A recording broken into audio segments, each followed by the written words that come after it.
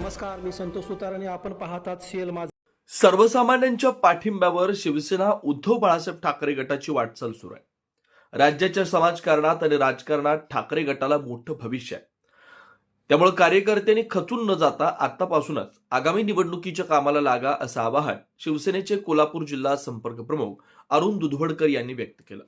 ते चंदगड तालुक्यातील पाटणे फाटा इथं रविवारी आयोजित शिवसेना कार्यकर्ते व पदाधिकाऱ्यांच्या बैठकीत बोलत होते.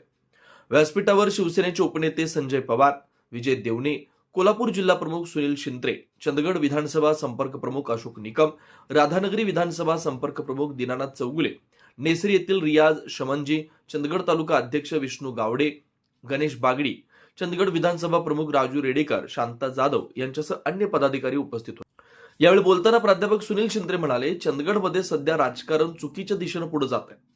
इथं विकास कामांचा मोठा गाजावाजा जरी झाला तरी चंदगड शहरातल्या ग्रामीण रुग्णालयांची मोठी दुर्दशा झाली. या दवाखान्यात जे अधीक्षक पद 5 वर्षापासून रिक्त आहे याकडे राज्यकर्त्यांचं लक्ष नाही.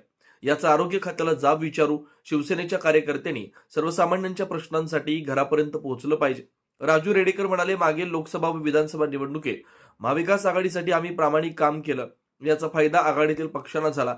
मात्र चंदगड नगरपंचायत निवडणुकीत आम्हाला बेदखल केलं. त्यांना आगामी निवडणुकीत आमची ताकद दाखवून देऊ.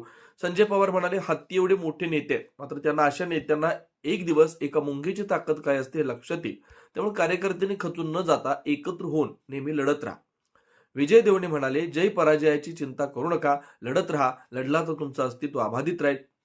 यावेळी चंदगड तालुका प्रमुख म्हणून विष्णू गावडे यांना तर उपजिल्हा समन्वयक गजानन गावडे या दोघांना निवडीचं पत्र देऊन सन्मानित करण्यात आलं.